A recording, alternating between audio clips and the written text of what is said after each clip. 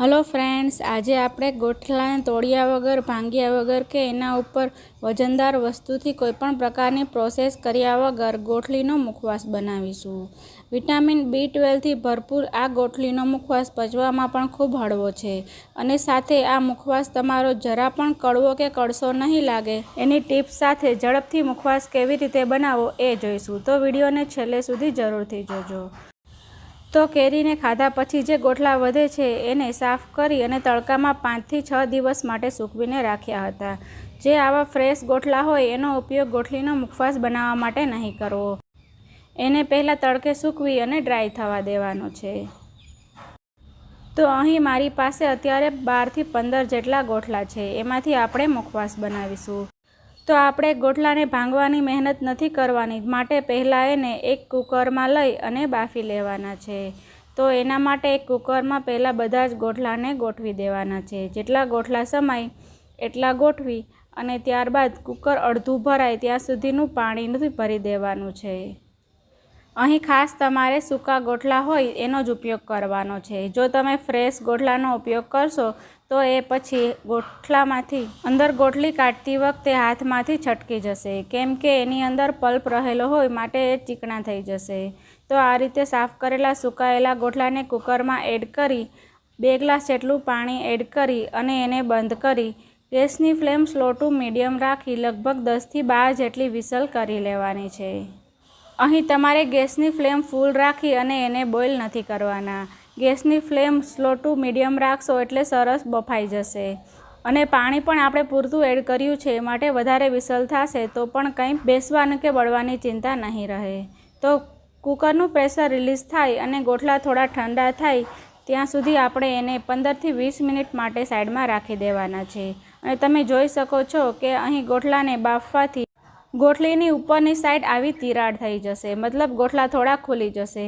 તો કોઈ પણ ચપ્પુ કે કાતરની મદદથી એને આ રીતે હાથની મદદથી વધારે ખોલી દેવાના છે અને ત્યારબાદ તેની અંદરનો રહેલો બીનો ભાગ આસાનીથી બહાર આવી જશે અને એ પણ આખો તૂટ્યા કે ભાંગ્યા વગર બહાર આવી જશે. તો આ રીતે થોડું ગોઠલાને બંને સાઈડથી દબાવશો એટલે જે તિરાડ હશે એ દેખાશે. ત્યારબાદ ચપ્પુ કે ભરાવી અને બંને હાથની મદદથી ગોઠલાને ખોલી નાખવાનો છે. અહીં ગોઠલો બાફેલો છે એટલે સોફ્ટ થઈ ગયો હશે, એટલે આસાનીથી ખુલી જશે. અને આ રીતે તમે બાફીને ત્યારબાદ ગોઠલીના બી કાઢશો તો એ બી આખા જ રહેશે. જરા પણ ભૂકો પણ નહીં થયો હોય અને સાથે તૂટ્યા પણ નહીં હોય. અને જો તમે બાફ્યા વગર ભાંગીને ગોઠલીનો મુખવાસ બનાવતા હશો તો તમને ખબર જ હશે કે એમાં ગોઠલી તૂટી જાય છે અને ભૂકો થઈ જાય છે. તો આ રીતે મેં બધી જ ગોઠલી કાઢી લીધી છે અને એક વાસણમાં લઈ લીધી છે. હવે આપણે આ ગોઠલીનો મુખવાસ કડવો ના થાય અને જરા પણ કડસો ના લાગે એ રીતે આપણે મુખવાસ બનાવવાનો છે. તો સૌપ્રથમ આપણે એમાં નમક એડ કરી દઈશું. તો તમે મુખવાસ બનાવતા પહેલાં આ રીતે ગોઠલીને નમક એડ કરી અને ત્યારબાદ એને પાણીમાં પલાળી અને રાખશો તો તેમાં ગોઠલીમાં જે કડવાશ હશે એ બધી જ પાણીમાં જતી રહેશે અને આપણી ગોઠલી સરસ ચોખ્ખી થઈ જશે. તો આ રીતે નમકનું પહેલાં કોટિંગ ગોઠલીમાં કરી દેવાનું છે અને ત્યારબાદ ગોઠલી ડૂબે ત્યાં સુધીનું એમાં પાણી એડ કરી દેવાનું છે. જે રીતે આપણે કારેલાની કડવાશ દૂર કરવા માટે એમાં નમક એડ કરી અને ત્યારબાદ એને પલાળીને રાખીએ છીએ, એ જ રીતે આપણે ગોઠલીને પણ પલાળીને 15 થી 20 મિનિટ માટે રાખી દેવાનું છે. જો તમારી પાસે વધારે ટાઈમ હોય તો અડધો કલાક માટે પણ તમે એને રાખી શકો છો.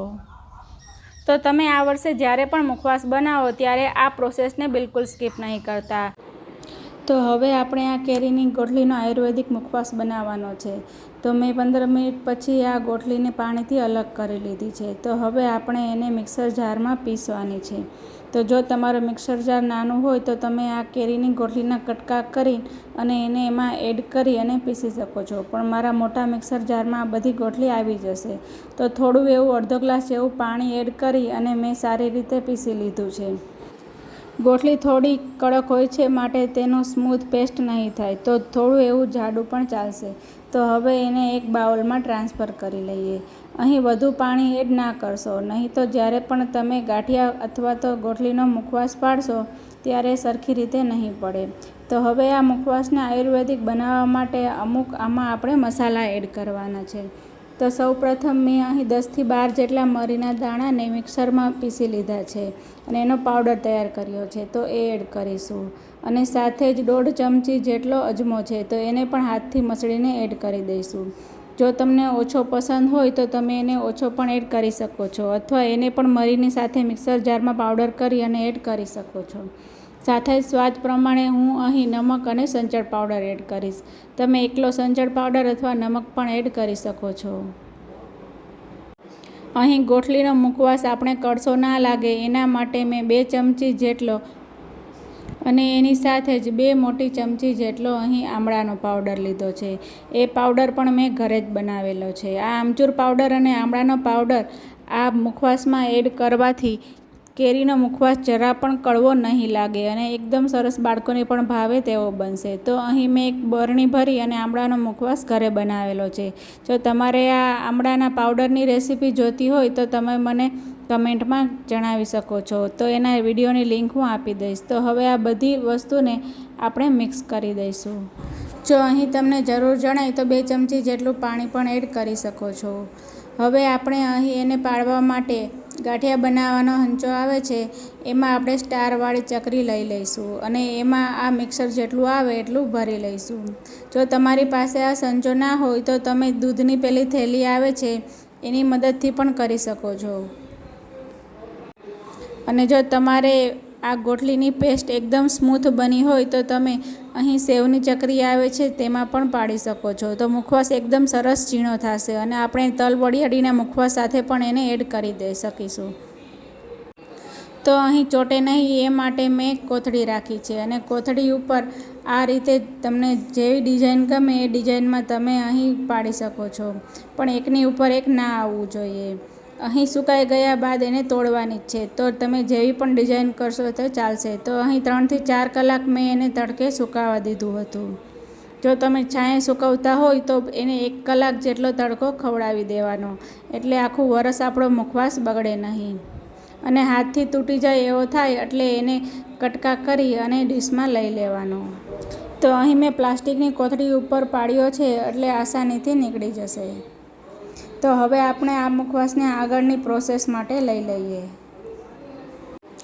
આ મુખવાસને ઘીમાં શેકવાનો હોય છે, તો 1 ચમચી અથવા અડધી ચમચી જેટલું ઘી આપણે તપેલીમાં એડ કરી દઈશું અને એ ગરમ થાય એટલે જે આપણે સૂકવીને રાખેલો હતો એ મુખવાસને આપણે એડ કરી દઈશું.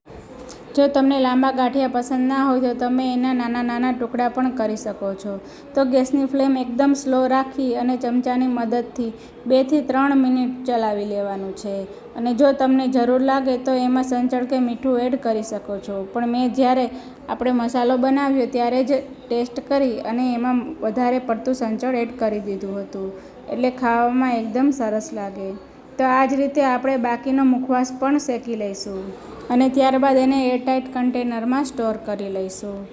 તો આ રીતે મેં બાકીની ગોઠલી હતી એનો આવો લચ્છાવાળો મુખવાસ બનાવ્યો છે, જેને આપણે તલ વરિયાળીના મુખવાસમાં પણ એડ કરી શકીએ છીએ. તો આ પ્રકારની મારી પાસે ખમણી છે, એમાં આ રીતે ગોઠલી બાફી અને ખમણી નાખ્યો હતો અને ડાયરેક્ટ એને સૂકવી દીધો હતો. અહીં મિક્સર જારમાં પીસવાની કે એવી કંઈ માથાકૂટ કરવાની જરૂર નથી, પણ આ મુખવાસનો સ્વાદ થોડો એવો કડસો લાગશે. તો જે લોકોને જમ્યા પછી કાચો આમ બનતો હોય કે ખાવાનું પચતું ના હોય એ લોકો માટે તો આ મુખવાસ વરદાનરૂપ છે. તો ઉનાળામાં જ્યારે પણ સિઝન આવે ત્યારે આ રીતે બનાવી અને આખું વર્ષ તમારે મુખવાસ સ્ટોર કરી લેવાનો છે. તો ફ્રેન્ડ્સ, તમને મારા મુખવાસની રેસીપી ગમી હોય તો વિડીયોને લાઇક કરો, શેર કરો અને મારી ચેનલને